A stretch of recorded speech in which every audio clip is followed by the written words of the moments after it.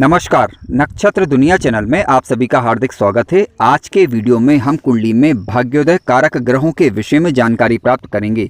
यानी आज के वीडियो के माध्यम से आप अपनी कुंडली में ये चेक कर पाएंगे कि कौन सा ग्रह आपके भाग्योदय के लिए जिम्मेदार है। इसके अलावा भाग्योदय किस वर्ष में होगा इसको भी जानेंगे आज हम। भाग्योदय में किसी प्रकार की बाधा आएगी अथवा नहीं आएगी इसे भी हम समझ पाएंगे, और वो कौन से उपाय हैं जिनको करके आप अपने भाग्य को प्रबल कर सकते हैं, या कह सकते हैं कि भाग्य में आ रही अड़चनों को दूर कर सकते हैं। इस विषय को भी आज लेने वाले हैं। इसके अलावा अत्यंत महत्वपूर्ण कुछ सूत्रों को लिया गया है जिनके माध्यम से आप ये पता लगा पाएंगे कि भाग्योदय किस आधार पर हो सकता है। ठीक है, और इसके अलावा भाग्योदय जब आपका होगा तब आप उसका लाभ ले पाएंगे अथवा नहीं ले पाएंगे, और शंकाओं का समाधान भी आज के वीडियो में किया जा रहा है। अगर आपने हमारा चैनल अभी तक सब्सक्राइब नहीं किया है तो कृपया पहले चैनल को सब्सक्राइब अवश्य कर लें। मित्रों ध्यान रखें, आपको लग्न कुंडली लेना है।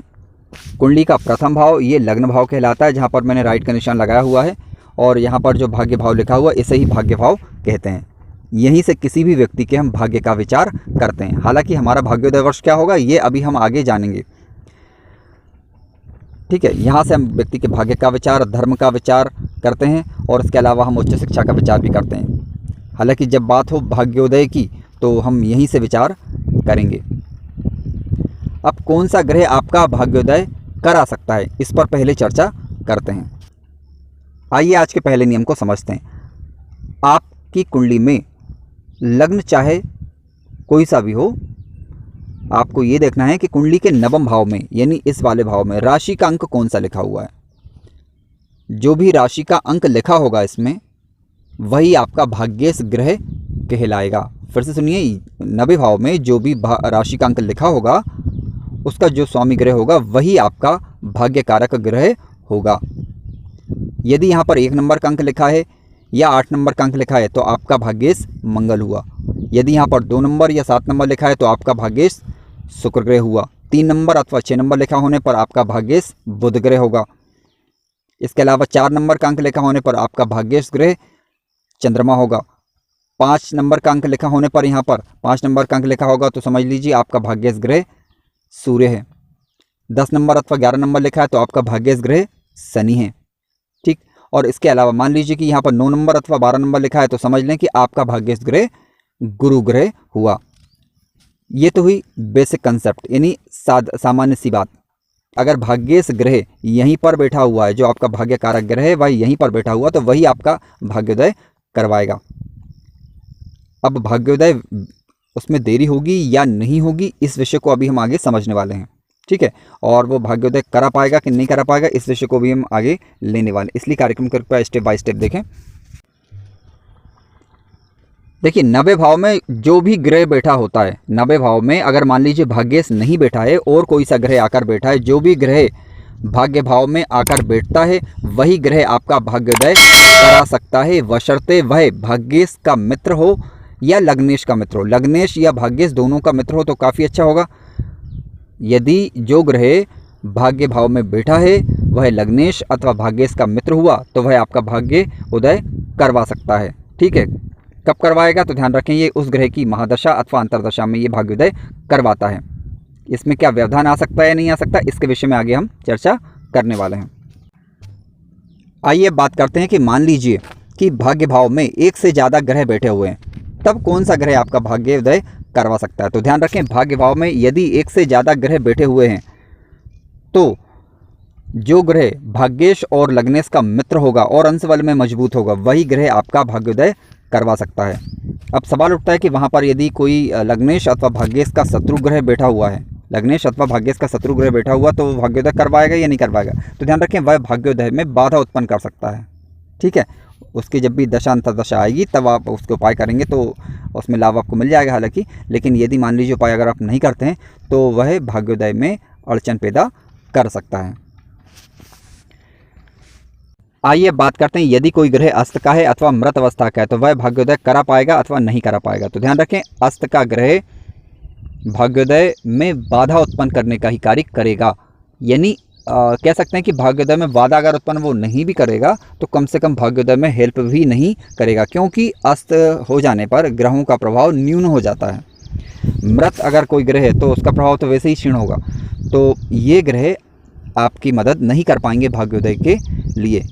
इनके लिए फिर आपको इनके वैदिक मंत्र अथवा बीज मंत्र या फिर उनके इष्ट से संबंधित उपाय अगर आप करेंगे तब इनका आप लाभ ले सकते हैं। कब इनका उपाय कर सकते हैं, तो ध्यान रखें जब भी भाग्य कारक ग्रह की महादशा अथवा अंतरदशा आएगी, यानी जो ग्रह वहाँ पर बैठा हुआ है, यदि अस्त ग्रह या मृत ग्रह जो भी है वह आपका लग्नेश और भाग्येश का मित्र होना चाहिए, लेकिन ठीक है, तभी वह आपकी हेल्प कर सकता है भाग्योदय में। अगर मान लीजिए ये शत्रु ग्रह या नीच का ग्रह हुआ तो फिर ये भाग्योदय में बाधा उत्पन्न भी कर सकता है। अब मान लीजिए कि भाग्य भाव में कोई भी ग्रह ना हो, ठीक है, तब किस प्रकार से हम चेक करेंगे कि भाग्योदय वर्ष कौन सा होगा। मान लीजिए कि कोई भी ग्रह यहाँ पर उपस्थित ना हो, तो आप ये देखें कि इस भाव पर किस ग्रह की दृष्टि पड़ रही है। अगर वो भाग्येश का मित्र हुआ या लग्नेश का मित्र हुआ, तब उस ग्रह की दशा अथवा अंतरदशा में भाग्योदय वर्ष माना जाएगा। ठीक है, फिर से सुनिए, यदि कोई ग्रह भाग्य भाव में उपस्थित नहीं है तब आप ये देखें कि किस ग्रह की दृष्टि पड़ रही है। यदि वह ग्रह भाग्येश अथवा लग्नेश का मित्र हुआ तो उस ग्रह की दशा अंतरदशा में भाग्योदय हो सकता है। यदि मान लीजिए शत्रु ग्रह की दृष्टि पड़ जाती है तो उस ग्रह की दशा अंतरदशा में भाग्य में बाधा आ सकती है, या कह सकते हैं कि भाग्य में क्षति हो सकती है। यदि भाग्य भाव में कोई भी ग्रह भी उपस्थित नहीं हो और किसी ग्रह की दृष्टि भी ना पड़ रही हो, तब क्या होगा। तब आप ये देखें कि भाग्येश ग्रह, यानी इसमें जो राशि का अंक लिखा हुआ है, इस वाले भाव में जो राशि का अंक लिखा हुआ है वह आपका भाग्येश होगा। और भाग्येश कहाँ बैठा हुआ है, जहाँ भी भाग्येश बैठा होगा उसी के अनुरूप भाग्य का लाभ आपको मिल पाता है। अब भाग्योदय किस वर्ष होगा, आइए इस पर विचार कर लेते हैं। अब बात करते हैं भाग्योदय वर्ष की, कि भाग्योदय वर्ष कौन सा होगा। तो ध्यान रखें, नवम भाव में जितनी बातों की अभी हमने चर्चा की है, नवम भाव में चाहे वो भाग्येश हो आपका, या फिर यहाँ पर बैठे ग्रह हों, या फिर दृष्टि संबंध बन रहा हो, तब किस समय भाग्योदय हो सकता है। तो ध्यान रखें, गुरु ग्रह की अगर बात हो रही हो तो 16वें वर्ष में गुरु ग्रह जो है भाग्योदय करवा देते हैं। ठीक है, 16वें वर्ष में गुरु भाग्योदय करवाते हैं। इसके अलावा मान लीजिए चंद्र ग्रह आपका भाग्येश कारक ग्रह बन रहा है अगर, तो फिर ये 24वें वर्ष में आपका भाग्योदय करवा देते हैं। इनसे संबंधित शंकाओं के समाधान अभी आगे किए जा रहे हैं। मान लीजिए कि मंगल ग्रह आपका भाग्येश ग्रह बन रहा है या भाग्योदय में सहायता कर रहा है, तो मंगल ग्रह जो होता है वो 28वें वर्ष में भाग्योदय करवा देते हैं। ठीक है, अगर मान लीजिए कि बुध ग्रह हुआ तो बुध ग्रह जो रहता है वो 32वें वर्ष में आपका भाग्योदय करवा देता है। 32वें वर्ष का तात्पर्य ये है कि 32 वर्ष हो जाने के उपरांत भाग्योदय व्यक्ति का होता है, या तो 32वें वर्ष में हो जाएगा या 32 वर्ष के बाद होगा, लेकिन मिनिमम जो है 32 वर्ष होता है। शनि ग्रह अगर आपका भाग्य कारक ग्रह बन रहा है तो फिर शनि ग्रह जो है आपका 36वें वर्ष में या 36 वर्ष के बाद जो है व्यक्ति का भाग्योदय करवाता है। यदि सूर्य ग्रह बन रहा है तो सूर्य ग्रह ध्यान रखें 22वें वर्ष में व्यक्ति का भाग्योदय करवा देता है।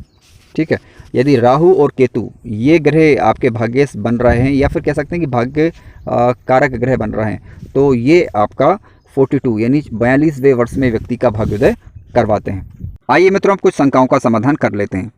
ध्यान रखें, अगर एक से ज़्यादा ग्रह भाग्य भाव में उपस्थित हैं और वह अगर आपका भाग्योदय में सहयोग कर रहे हैं, तब उन ग्रहों की दशा अथवा अंतरदशा में ही आपको उससे संबंधित लाभ मिल सकता है। इसके अलावा यदि कोई ग्रह जो आपका भाग्योदय में आपका सहयोग कर रहा है वह अंश बल में कमज़ोर हुआ, तो फिर आप उसका लाभ नहीं ले सकते, या फिर आपको लाभ लेने के लिए उस ग्रह से संबंधित उपायों को करना होगा। इसके अलावा जिस ग्रह की दशा अथवा अंतरदशा पहले आएगी उस ग्रह से संबंधित आपको लाभ मिलेगा।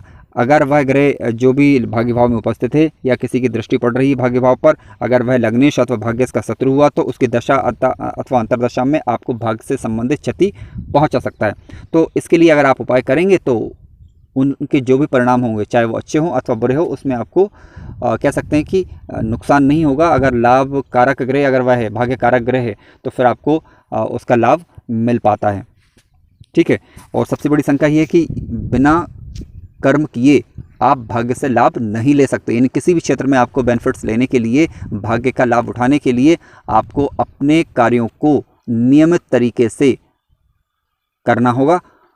तभी आप उनका लाभ ले सकते हैं। अगर आपको कार्यक्रम अच्छा लगा है तो कृपया चैनल को सब्सक्राइब अवश्य करें, वीडियो को लाइक करें और शेयर करें, और आपके जो भी विचार हों या फिर जो भी शंकाएँ हों उसके लिए आप कमेंट्स अवश्य करें। धन्यवाद।